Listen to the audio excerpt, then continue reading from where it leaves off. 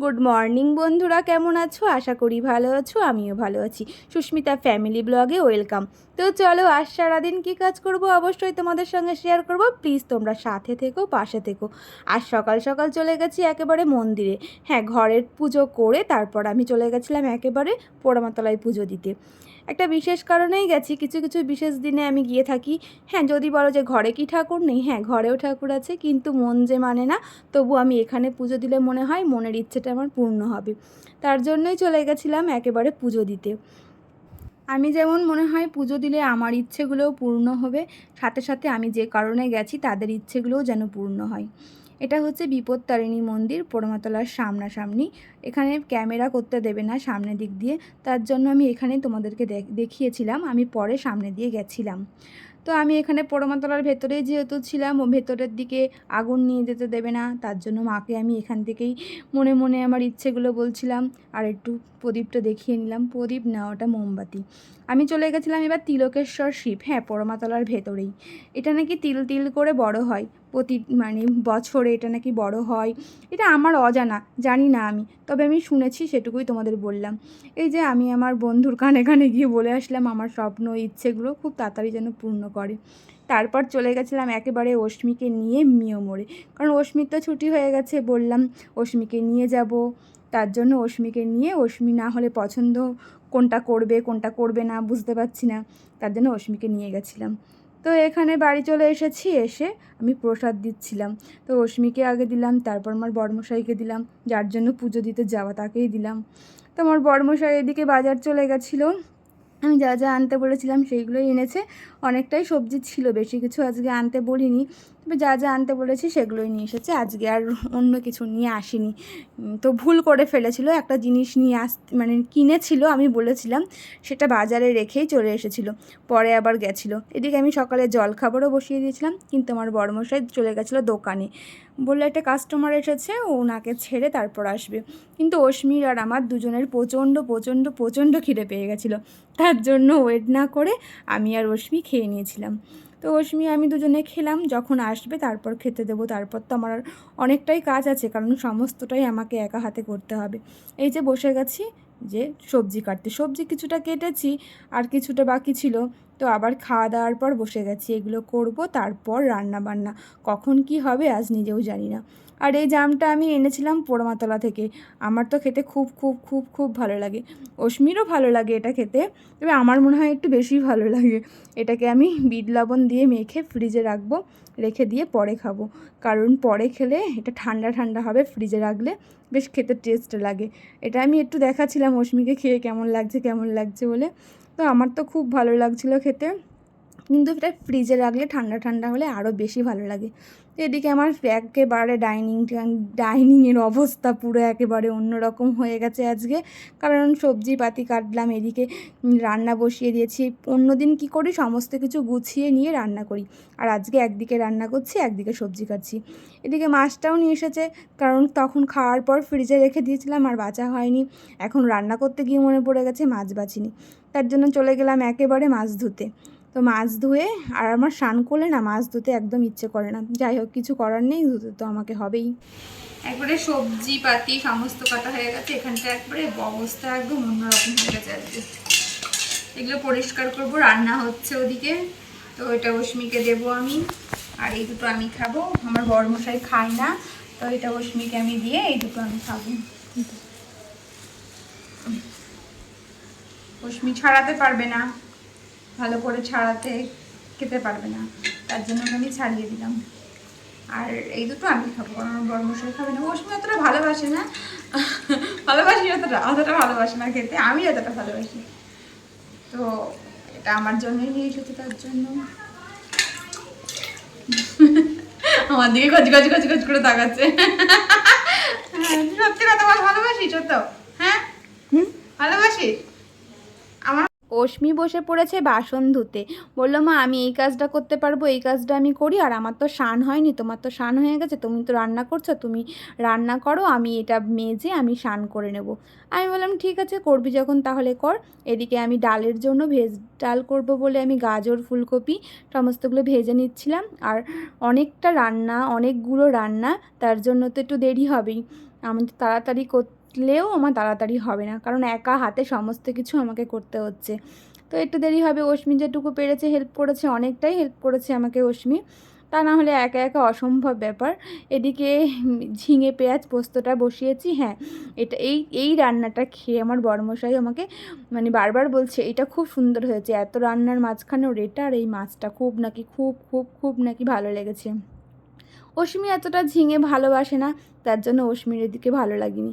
তো অশ্মি একেবারে স্নান করে চলে এসেছে। হ্যাঁ, ও করবে পায়েস। তো পায়েসটা আমি করব না, তার জন্য অশ্মি পায়েস করবে। তো ও বললো ঠিক আছে মা আমি করছি। বেশ তুই কর, এটা তোকে আমি বলে বলে দিচ্ছি তুই কর। এদিকে আমার বড়মশাই চলে গেছে স্নান করতে। স্নান করতে যাওয়ার সময় আমি সমস্ত কিছু প্লেটে গুছিয়ে দিচ্ছিলাম, যে এসেই খেতে বসবে, না হলে আবার দেরি হয়ে যাবে। আর অনেকটা সময় পেরিয়ে গেছে, কারণ অনেক বেজে গেছে। আজকে দোকান থেকে আসতে দেরি করেছে, তারপর এসেও ও অনেকটা পর স্নান করতে গেছে, আর ওর একটু দেরি হয় স্নান করতে। তো কিছু করার নেই, দেরি যখন হয় একদিন মানায় যায়। ঠিক আছে, তো অনেকটা দেরি হয়ে গেছে। অশ্মিও ঘ্যান ঘ্যান করছিল, কারণ ওরও খিদে পেয়ে গেছিলো, বাচ্চা যেহেতু। এত রান্না দেখে আমার বড়মশাই আমাকে জিজ্ঞাসা করছে তুমি কি এটা আজকেই রান্না করেছো? আমি বললাম না না, এটা আমি আজকে রান্না করিনি, এটা আমি পরশুদিন থেকে রান্না করছি।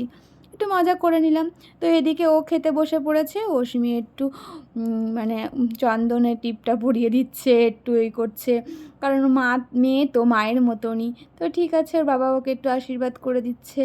তো দেখা যাক অশ্মি কী দেয়, জানি না। এই কার্ডটা বানিয়েছে, কার্ডটা কখন দেবে, মনে হয় এখনই দেবে, না কখন দেবে আমি জানি না। ও বাবা, এটা তো পয়সা দিয়েছে, ঠিক আছে। তো আমি একেবারে খাওয়া দাওয়া করে ধোয়া মাজা করতে বসে পড়েছি, কারণ এগুলো এখানে নামিয়ে রাখা যাবে না। একটু নামিয়ে রাখলে একটু ঘা লাগলে টুক করে ভেঙে যাবে এগুলো, তার জন্যই ধোয়া মাজা করতে বসে পড়েছিলাম। একেবারে দুপুরের খাওয়া দাওয়া সেরে চলে এসেছি। হ্যাঁ, এখন প্রায় 4:30 বেজে গেছে। তো আজকে অনেক অনেক অনেক দেরি হয়ে গেছে, কিছু করার নেই। খেয়ে দিয়ে ধোয়া মাজা করে একেবারে চলে এসেছি। অশ্মিকেও পড়াতে চলে এসেছে, অশ্মি পড়তে বসে গেছে। না আজকে আর ঘুমাবো না, একটু বসেই থাকবো, তারপরে অশ্মি পড়ে উঠলে তারপরে আবার একসাথে ওর সাথে গল্প করা যাবে। তো চলো এখন একটু বিশ্রাম নিই, ঘুমাবো না, বিশ্রামই নেবো একটু। তো চলো এখনকার মতন টাটা, আবার ইভিনিংয়ে দেখা হবে। গুড ইভিনিং বন্ধুরা। তো অনেকক্ষণ হলো উঠে পড়েছি, অনেকক্ষণ হলো, এখন প্রায় 8টার ওপরে বেজে গেছে। শরীরটা ভালো লাগছিল না, প্রচুর দেরিতে আজকে খাওয়া দাওয়া হয়েছে। তারপর কেমন জানি লাগছে, যেন বমি লাগছে, কেমন যেন অস্বস্তি ভাব লাগছে। অশ্মিরও তাই, অশ্মিও বলছে মা গা পাক দিচ্ছে, শুধু জল খাচ্ছে, ও কিচ্ছু টিফিন করেনি, কারণ অনেক 4:30 বেজে গেছিলো আজকে দুপুরে খাওয়া দাওয়া করতে। তো একটুখানি শুকনো মুড়ি নিলাম, এখন 8টার ওপরে বেজে গেছে, আর চা খাচ্ছি। তো তারপরে জানি না রাতে আজকে কি খাবো না খাবো, সত্যি ভালো লাগছে না কিছু খেতে। তো চলো এখনকার মতন টাটা, পরে আবার দেখা হবে। অনেকটা সময় পেরিয়ে গেছে। হ্যাঁ, ও দোকানে ছিল, একটু কাজে আটকে গেছিলো, ওর জন্য আসতে পারছিল না। তারপর তাড়াতাড়ি দোকান বন্ধ করে চলে এসেছে। হ্যাঁ, লাস্টে বাকি যে কাজটুকু ছিল সেটুকু একেবারে কমপ্লিট করে দিল। তরফ থেকে একটা ছোট্ট গিফট দিলাম, জানি না ভালো লাগবে নাকি, লাগলে অবশ্যই তুমি জানিও। জন্মদিনে এই কথাটি বলতে তোমায় চাই, সারা জীবন হাসি খুশি যেন তোমায় দেখতে পাই। 100 বছর বেঁচে থেকো এই কামনা করি, তোমার সাথে হেসে খেলে যেন দিন কাটাতে পারি। একরাশ ফুল নিয়ে শুভেচ্ছা তোমায় জানাই, তোমার মতো বন্ধু এই জগতে নাই। শুভ এই দিনটি বারবার ফিরে আসুক জীবনে, সর্বদা খুশি থেকো রেখো আমায় মনে। জানি না তোমার কতটা ভালো লাগবে, সত্যি যদি ভালো লেগে থাকে আমাকে জানিও। হয়তো আমি তোমার সামনে বলিনি, হয়তো তোমার সামনে বলতে পারিনি, হয়তো সারাদিনটা হেসে খেলে অনেকভাবে কাটিয়ে দিয়েছি, তবে কেমন লেগেছে অবশ্যই অবশ্যই তুমি জানিও। রাতের খাওয়া দাওয়া সারতে বসে পড়েছি, রাতে আর কিছু করিনি। দেখো অশ্মির ভাত, দেখো আমার ভাত, আমরা এইটুকু ভাত খাবো, খেতে একদম ইচ্ছা করছিল না। আমাকে ওষুধ খেতে হবে বলে তার জন্য আমি ভাতটা নিলাম, না হলে ভাতটাও নিয়ে খাওয়ার কোনো ইচ্ছেই ছিল না। অশ্বিনীর বাবা তো একদম খাবে না, কালকে না মানে আজকে অনেক, কালকে খেয়েছিল, হ্যাঁ কাল খেতে পরশু খাইনি, তো আজকে অনেক বেলা হয়ে গেছিলো খেতে। তো 3জনেরই একদম পেট পুরো ভরা, আমরা সন্ধ্যা থেকে কেউ কিছু খাইনি। সন্ধ্যাবেলায় শুধু 8টার পর চা খেয়েছিলাম আর একটুখানি শুকনো মুড়ি নিয়েছিলাম। তো তারপরে কিছু খাওয়া হয়নি, তারপর কেক টেক কাটলে কেকই খেয়েছি একটুখানি, তবে বেশিও খাইনি, রেখে দিয়েছি কাল খাবো। তো এইটুকু করেই ভাত খাই, অশ্মিও খেতে নেই, আমি বললাম একটু তুই খাই একটু আমি খাই, আর কি ওষুধ খাবো বলেই খেলাম, না হলে এইটুকু ভাতও খেতাম না। তো কিছু করিনি, পাঁপড় আছে এখানে, ঝিঙে পেঁয়াজ পোস্তটা আছে, আর এখানে আলু পটলের তরকারিটা আছে, এই দিয়ে হয়ে যাবে। তো চলো আমরা খাওয়া দাওয়া সেরে নিই, তারপরে আবার তোমাদের সাথে দেখা হবে।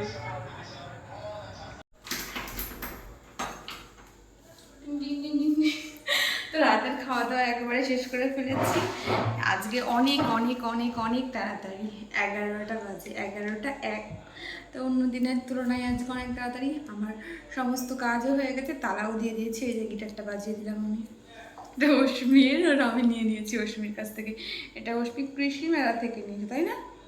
কৃষি মেলা থেকে নিয়েছিল, আমি এটা ওর থেকে নিয়েছি, দে আমাকে এটা, তখন অন্যবার দেবো।